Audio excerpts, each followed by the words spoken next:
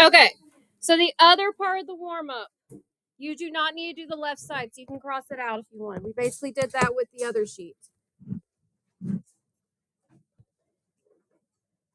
So you can cross out that left side. The right side is what you definitely have to have down. So, biggest takeaway from trig ratios. All right. You have a right triangle. All right.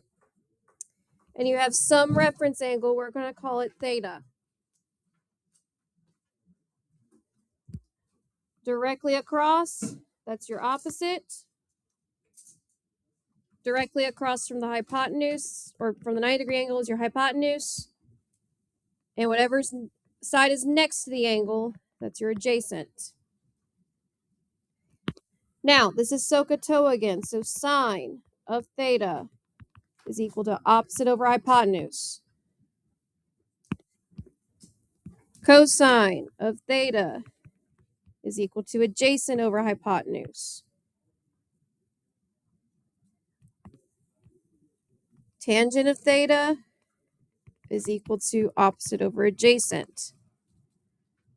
So these right here are your trig ratios.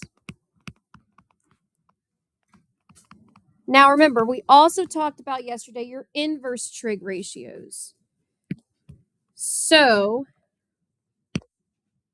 and remember, the inverse trig is what helps you find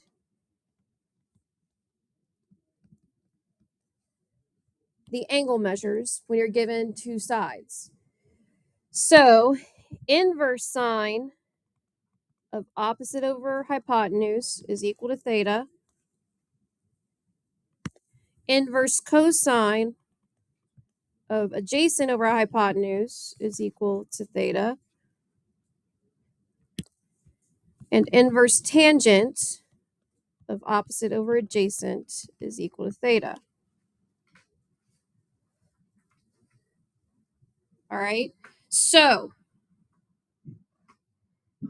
you could have, and some of you did do this instead of using your trig table, which is fine. You could have used your inverse trig to figure out those angle measures as well, whichever way you decide to do it. Because remember, what's so important about an inverse trig? It does what to the original trig? It undoes it, just like multiplication undoes division, addition undoes subtraction. All right. So remember, if you took, just to recap, if you took the negative sign of sine of theta, you would get theta. All right. If you took the inverse cosine of theta, you get theta. If you took the inverse tangent of theta, you get theta. All right. It cancels it all out. Is everyone following so far? So it's just review from yesterday. All right. So because of that, the rest of this check understanding you guys can do on your own. I'm not going over it. All right. That's review from yesterday. Okay. Any questions on that? So you're still responsible for the check understanding. That is on your own.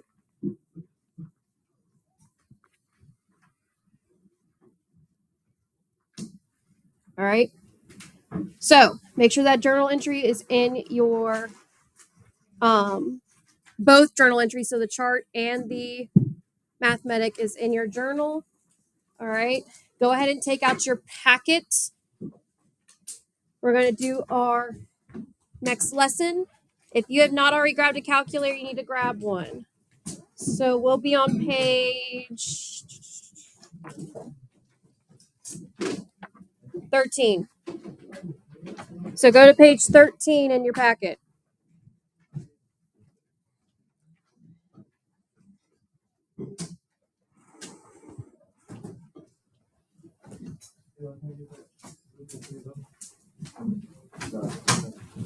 Okay,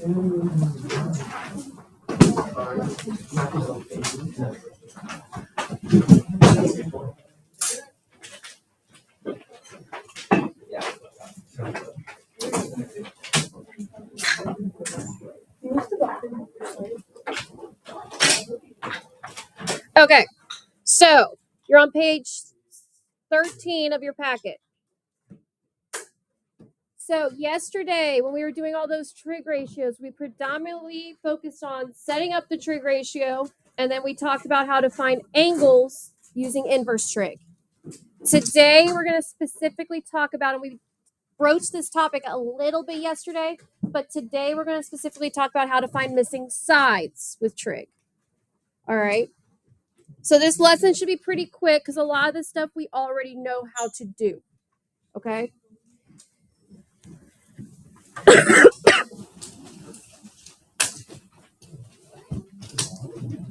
All right. So first off, for exercise 1, we're going to set up a trig ratio involving angle A, and we're going to find the measure of angle A to the nearest degree.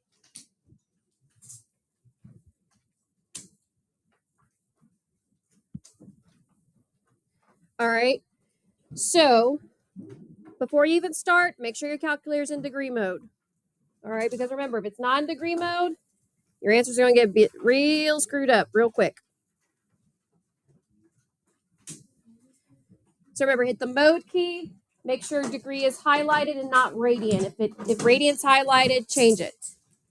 And the only reason I'm telling you guys to check is especially if you're using the communal calculators, my second and third, someone could have reset the calculator. All right. And if they did, it automatically goes back to radians. All right. So angle A is our reference angle. So we're going to call that theta. All right. Now, based off of the two sides that they gave us AB and AC. In reference to the reference angle, what is side AB? Is it the opposite, adjacent, or hypotenuse? It's the adjacent. What's AC? The hypotenuse. All right. So, what trig ratio are we going to use? Cosine. So, we're going to have cosine of theta is equal to adjacent over hypotenuse. So, that would be 17 over 22. Now, in order to find the angle measure, so in order to find theta, what do I need to do? Use the inverse. So in other words, I'm basically going to be taking the inverse cosine of both sides.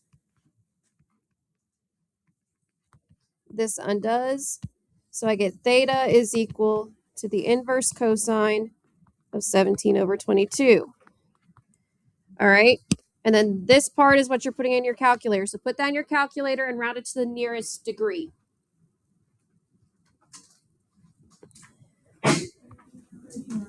So theta would be approximately 39 degrees. All right, that's just review from yesterday. That's when we're using our inverse trig.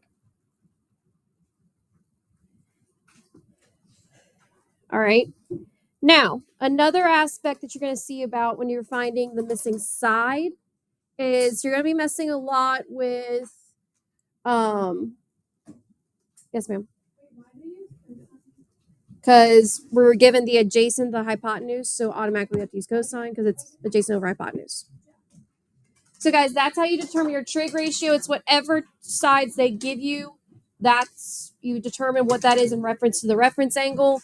And then whichever trig ratio uses those two sides, that's the trig ratio you use. All right. Okay. Now, before we get into actually finding side lengths, we need to review some basic algebra. All right. So for letter A, how do I solve for x? Multiply both sides by 6. That goes away. X is equal to what?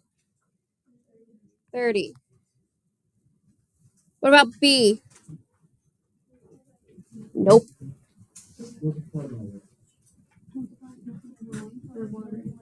So cross multiply, and you would get 18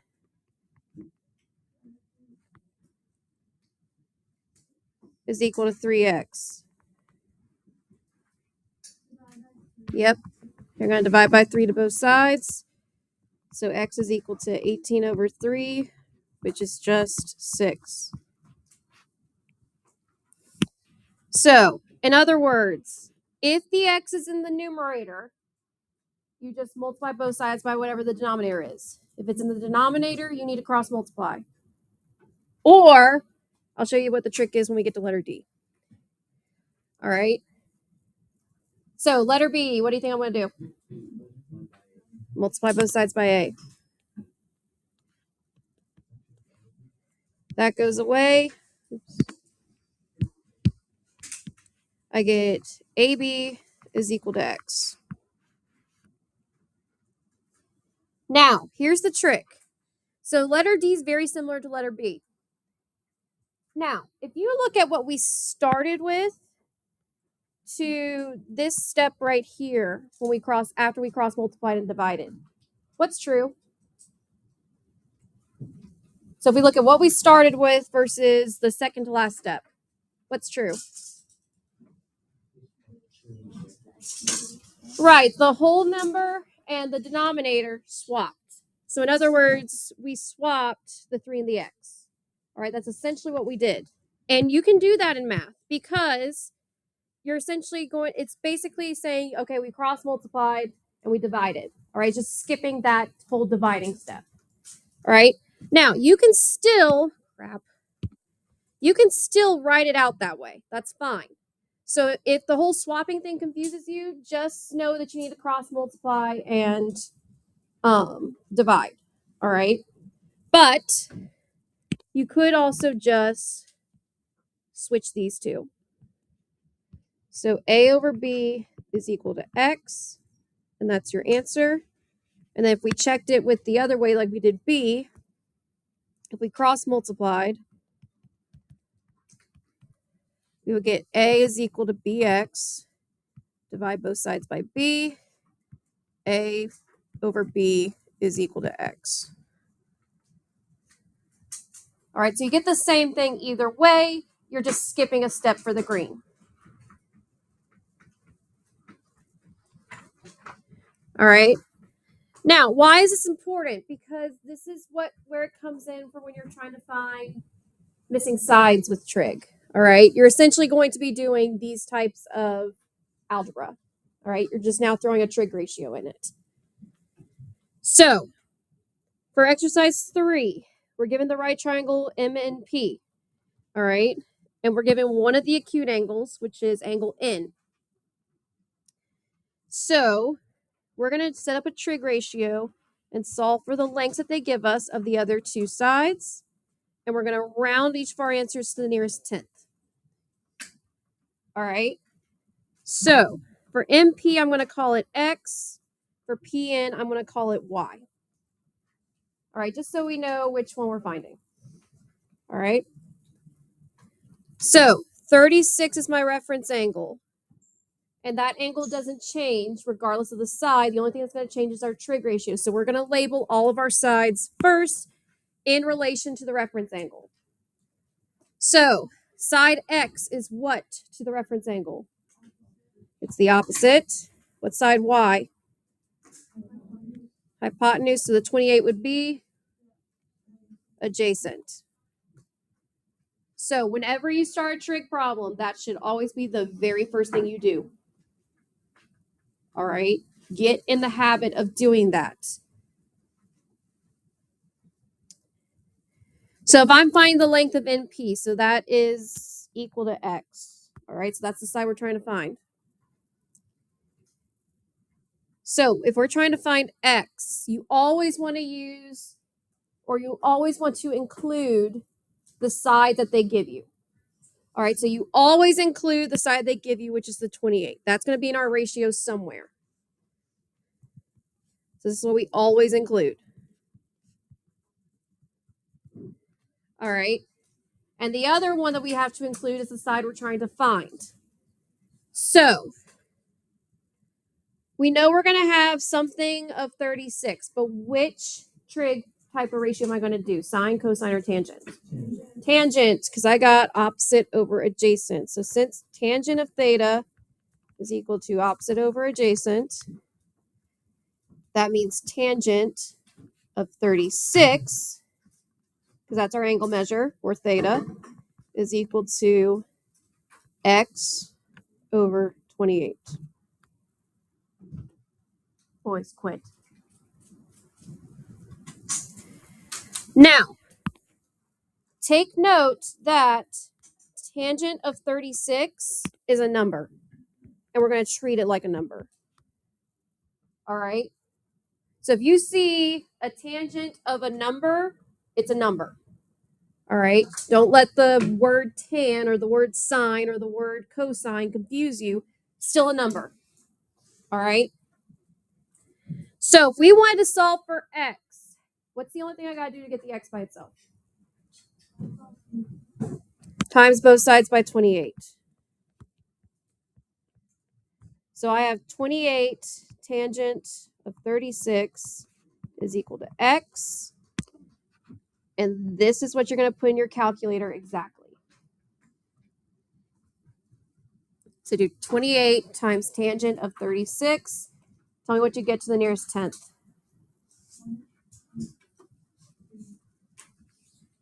All right, good. So just to recap, so if you need to see it, you can. You're going to type in 28 tan of 36. And you should get 20.3.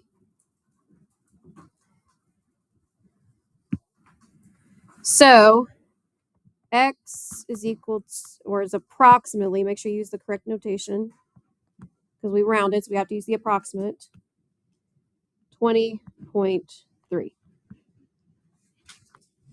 So this would be side MP, approximately. Now, again, whenever they're asking you to find the other two sides using trig, always use the side that they originally gave you when you're including that in your trig ratio. Because now, since we have two different sides, we could include the opposite in our next trig ratio, but because it's a rounded answer, I want my answer as close to exact as possible. So I'm going to use the 28 instead of the 20.3 because if I don't, my answer is going to be a little bit off. All right, because we rounded. All right, so always include your given side. All right. So if I'm trying to find y, I'm given the 28 and the y because I have to use the 28. So based off of those sides, what trig ratio am I going to use? Cosine, because I got adjacent over hypotenuse. So I'm going to replace it with everything that I have. So cosine of 36 is equal to 28 over y. All right, because we already said that Pn is going to be equal to y. So be careful about this. What do I need to do? You can either cross multiply or just swap the what? The y and the cosine of 36. So if you cross multiply, you're just going to end up dividing by the cosine of 36 anyway. All right. So you end up getting y is equal to 28 over cosine of 36. Now, for those of you who may need to see the second step, what would have happened is you would have multiplied. So I'm just going to do it over here. So those of you who need to see that second step, I'm just going to write it over here off to the side. You would have ended up having to multiply both sides by y. So you would have gotten y cosine of 36 is equal to 28. And then you would have had to divide by cosine of 36. So that would have been y is equal to 28 over cosine of 36. So you could have done it that way too if you have to see that second step for it to, in order for you to get it. But if you just recognize that you just need to switch the y and the cosine of 36, you're basically just skipping a step. All right. It's not like a little trick. It's more just you're skipping a step. All right. But if you're one of those that have to have that step in order for you to understand it, by all means, I don't care. All right. Whatever it takes for you to understand, that's what it is. Okay. Now, I'm going to put this part in my calculator exactly as you see it to do 28 divided by cosine of 36 in your calculator. And what should you get approximately? 34.6. So, just to recap, you will literally do 28 divided by cosine of 36. You don't have to do any other special parentheses. That's all you got to do.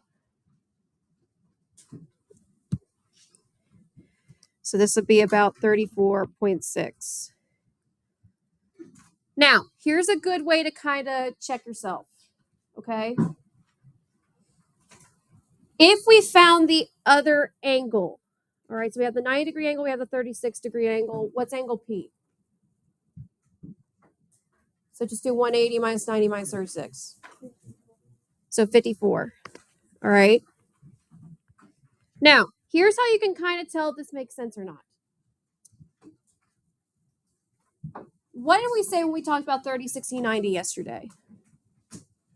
Which one was always bigger? Which side was always bigger? The one opposite the 30 or the one opposite the 60? Opposite was bigger. Opposite of the 60. So in other words, the bigger angle produces the bigger side. All right? So all of your opposite sides of your angles should represent that. So since 36 is your smallest angle, that means this side should be your smallest side. And is it? Yes. 54 is your next biggest angle, so this should be the middle length of the side. All right? And is it between the two side lengths? Yes. 90 degrees is your hypotenuse. We always know the hypotenuse is always the longest side of a right triangle. And is it? Yes.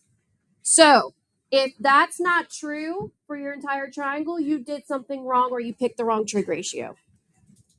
All right, so that's a good way for you to check yourself and make sure that you did everything correct. Does that make sense?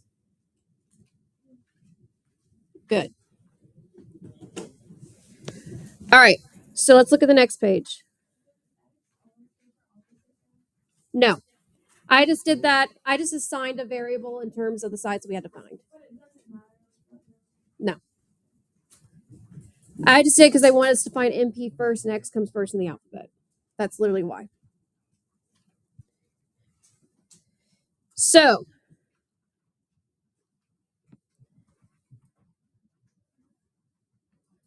I'm going to do letter A together with you guys. So we're going to walk through letter A together, and then you guys are going to try letter B on your own. All right? So, letter A, walk me through. So, someone raise their hand, tell me what my first step is. Claire. Right. So, we're trying to find BC, so we're going to call that X. So, I really only need to label the two sides that they gave me because we're only trying to find one side and reference to this angle. So, Claire, what sides am I given? And X will be the what? Adjacent. Good. So, you could label the opposite if you want. It doesn't matter. Whatever floats your boat. But if you only label the two sides that they give you, which is the one they give you and the one you have to find, it'll be pretty obvious which trig ratio you're using. Okay? So, someone else, what's my trig ratio that I'm using? So, someone besides Claire. Cosine. So, who said that? All right, so Elizabeth, set it up for me. Uh-huh. Good. All right, someone else. Tell me my next step. Multiply both sides by 18. So I get what before I put it in my calculator? Is equal to X. All right, now someone put that in their calculator, round to the nearest tenth, so 1 place, and tell me what it is approximately. 16.4. Good. All right, take 2 minutes, try letter B on your own.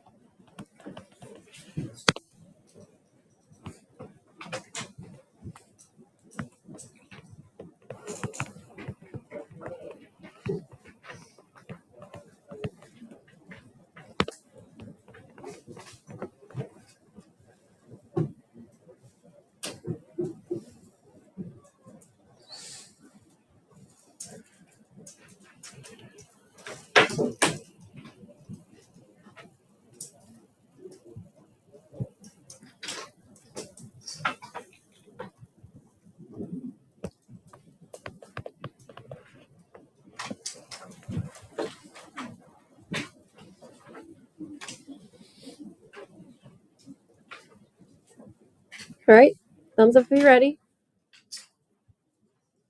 Okay, I'll give you 1 more minute.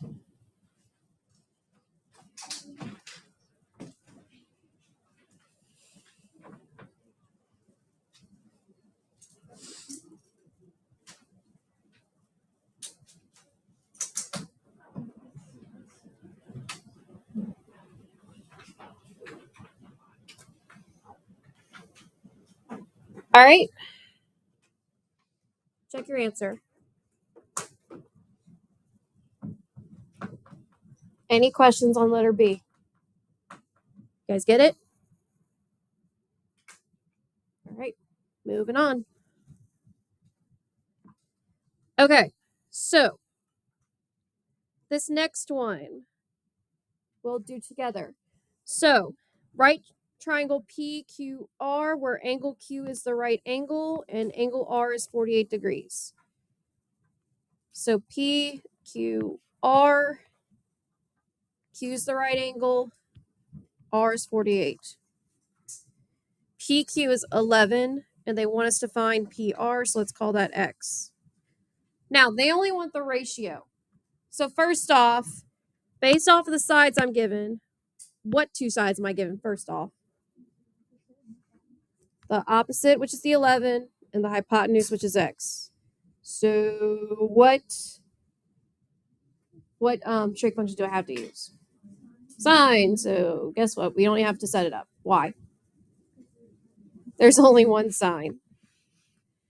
So even if we did set it up, it'd be sine of 48 is equal to 11 over X, and you would just switch the X and the sine of 48.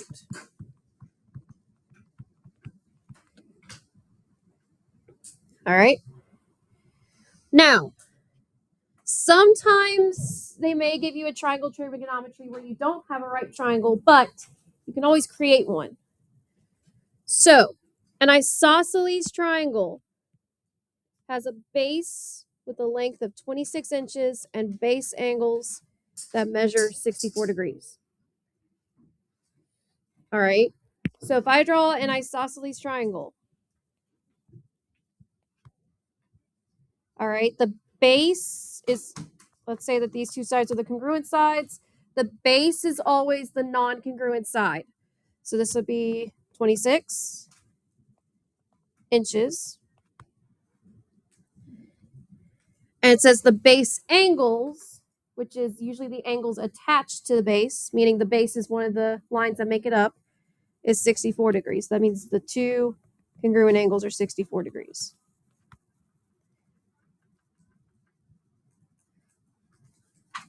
And they want us to find the height of the isosceles triangle to the nearest 10. So the height would be from the vertex to the base. Here's my question. What's true about the height line? It creates two right angles. So right now we got two right triangles. In reality, we only have to use one of them because they're congruent right triangles. Now, we're going to assume that where we drew the height, it cuts it in half. All right? Excuse me. So that means that this piece of the base is what? 13 inches. All right? So, if I'm trying to find the height, so let's call that x, how would I set this up?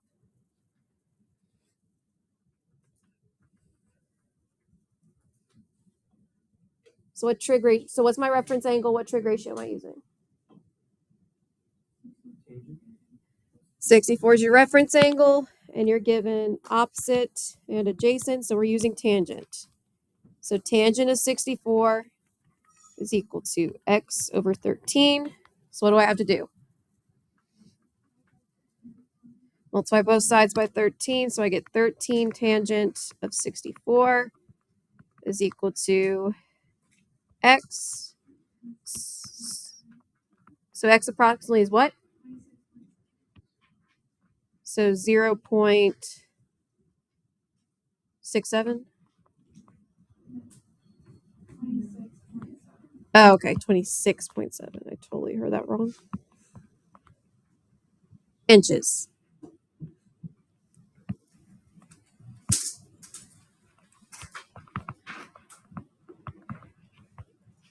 So that's the height. Now they want us to find the length of the legs. And the legs are the two congruent sides. So in other words, we're finding the hypotenuse. We're going to use the same picture. We're not going to redraw it. And let's call that one y. All right. So I want to use what I was originally given. So my reference angle is still 64.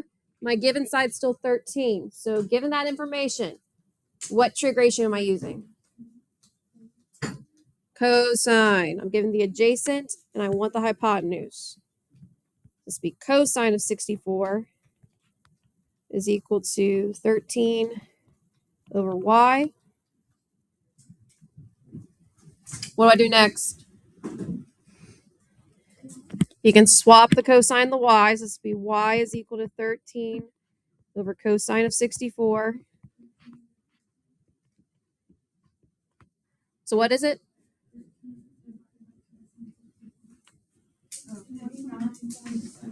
29.7 inches. So both legs is 29.7 inches. And again, we only have to do it for one of the triangles because since we cut the base in half and these two sides are already congruent, we have a congruent triangle anyway by side angle side. All right, any questions on any of that? All right, so your homework for the weekend is pages 15 and 16.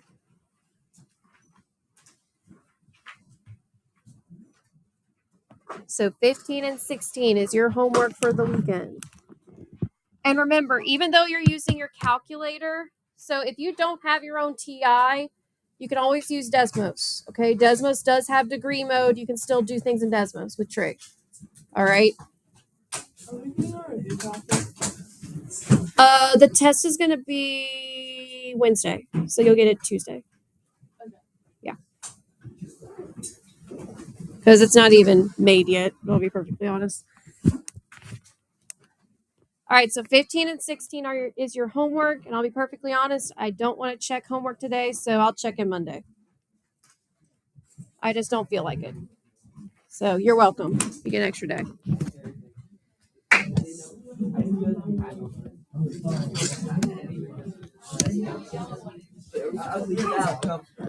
Okay, so listen up. If You have the Exploragons in your possession. I need those. And then everyone needs to put up their ruler and their protractor. Make sure that, again, just like yesterday with the protractors, if you got it out, listen. If you got your protractor out of the green tub, you need to put it back in the green tub. They're measurements. If you got it off the table, put it in the other tub. But if you have the Exploragons, I need them in my hand.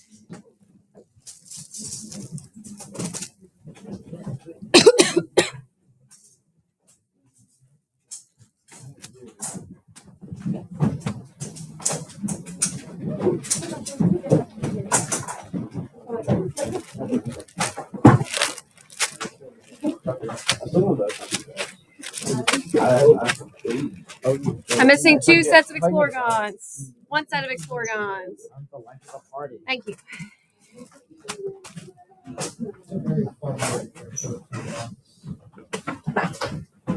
So guys, don't forget that your test is next Wednesday. All right. I'll give you a review packet at least by Tuesday, maybe Monday.